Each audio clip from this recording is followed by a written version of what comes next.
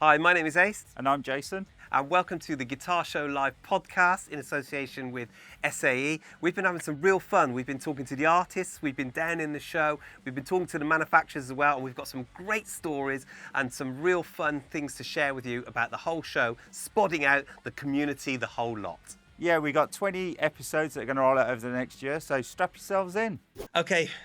Hi, it's Ace here. We're at the Cranmore Guitar Show, and I've just collared Mikey Demus from Skindred. Mikey! Hello. How you doing? I'm good, yeah. My voice is a bit gone. I've been talking for the whole weekend about guitar effects. So you're here. You've got a duality here, right? Yes. You are a renowned rock star of Yes. massive tones and a Manson guitar artist, Yes, right? yes, But yes. you have your own company, Redbeard Effects. Tell us Yes. about that. Yeah, Redbeard Effects. So we make handmade analog effects pedals. Mostly got like drives, fuzzes, distortion stuff at the moment. Different boxes that are like different to stuff you can get. Like we're not interested in doing clones of anything. Everything we do is quite different. They all do something special. So. Amazing. And you got some great names. Angry Rhubarb. Yeah, which is on your board. I believe. use it myself, brilliant. right? For Love my that. big Sabbathy tones. Yeah.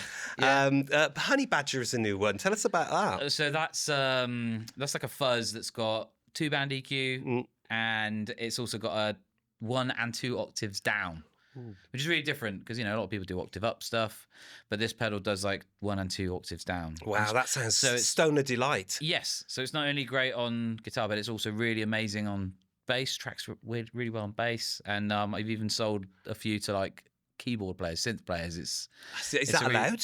Yeah, Is that allowed? Not at the guitar show. We had to tell Do they have to have a certificate? Not you know? today. You were at the wrong show. Yeah. I also play guitar as well. Okay, you can fine, have that. okay, then fine. Yeah. So it's been really super busy down there, right? Yeah. Do people kind of approach you in the two ways, like, oh, this is the guy from Redbeard. He makes these pedals. How cool! He's the real guy. Or do you get like, it's Mikey from Skindred? I get a lot of both, yeah. I get a lot of both. And it's funny, sometimes you talk to people who are just there, they're kind of like blowing up about the Skindred thing, and they've got no interest in guitar effects whatsoever in that moment, and that's fine. And then sometimes you've got people who are just trying to understand your effects and they have absolutely no idea who you are, and that's funny too. And so I kind of like, you know... I like the fact that people speak like the Skindred angle. Oh, I love this. I love your new record. And you go, you need one of these. Yeah. Like, that's a great angle. I do genuinely use it all, you know? Yeah. So it's I don't think for a second that everyone on the planet is going to want to sound like me or my band, but that's not the point. You know, this stuff's versatile and it can be used for all different kind of applications. I love it. The Angry Rhubarb I've got is just immense. It's an immense pedal.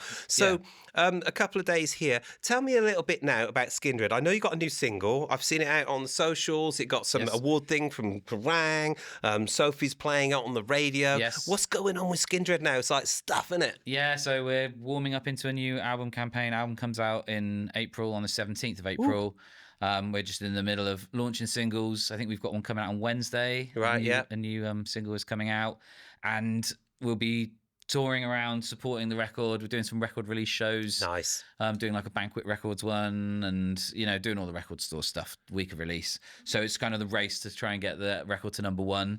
We got #2 last time, which was like we were hit to the post by like a singer-songwriter on a major label. It was like the rock community just came together for us, and we're really hoping that maybe we can attempt that again and see what happens. It's amazing. How many years has Skindred been going now?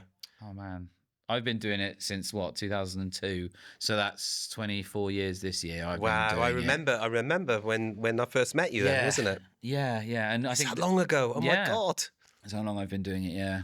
That's crazy. In a weird way, it feels like a long time, but in a weird way, it feels like 10 minutes as well. To look, you know, and it's funny sort of meeting young guitarists and young musicians and stuff like this, because it's like it really reminds me how long I've been doing it. I'm like, you know, this is generational vibe going on. Well, you know what I like is you don't seem like an old timer of rock, right? You seem still really current and modern, right? But I think also you've got your own signature Manson guitar, haven't you? Yes, in orange and in black, is it? Yeah, we do we do one in satin black and one in a sort of metallic satin orange. They call it Atomic Tangerine colour, which is cool.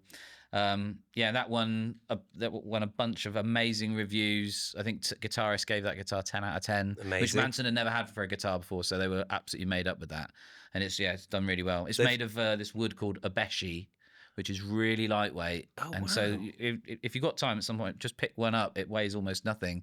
It's like a bag of crisps or something. It's just like, Good for the wow. back when you get older. 24 years in a business. Oh my God, yeah. Keep the spine in order. You've got a few Les Pauls. You know the deal. Like, I sold my Les Pauls. They're too heavy. yeah, I've got an old 74 Les Paul Custom that weighs about the same as this table, I reckon. And I would never stand up with it. What So, about yeah. rigs, right? Another thing that makes you current is you're always changing your rig. Like one minute you've got like 900s, the next minute you've got Kempers, you've got fractals, all that stuff. Where are you sitting now on your live so rig? at the moment I'm using Quad Cortex. Oh, yeah, I've okay, moved to Quad Cortex. So I'm using that for most stuff. I'm still running pedals with it. Yeah. Because whilst it's great, there's some stuff that it won't do, it can't do. You know, I'd find some limitations within the modeler stuff. It does a very good impression of a lot of things, but some things it's just, you know, when there's a song that you need that one little bit of that song that you play every night and nothing in the box will do it, so you have to bring something else in to do it. So I have a few things like that. Yeah, like I still use a real whammy, stuff like that, because none of the modelers do a convincing do the whammy thing properly. I love exactly. a whammy, so got to have a whammy on there, that kind of thing. I've got like some delay stuff at my feet. What about vintage effects pedals, right? Yes. What's one of your favourite? It's hard to say all-time favourite, but what's one of your favourite vintage old boxes? One of my favourites. I've got like a 1982 Proco Rat. Which is like in one of the big old boxes, and that's a really amazing pedal. And I've actually used that in the studio for all kinds of stuff. I've actually like put drums through it. I've done that with a Rat. Yes, bust it out and used it as like distortion for all kinds of stuff. It does this amazing clipping that like nothing else quite does, and it cooks things in a way that I find really amazing. And I would never part with that thing. You know, it was really special.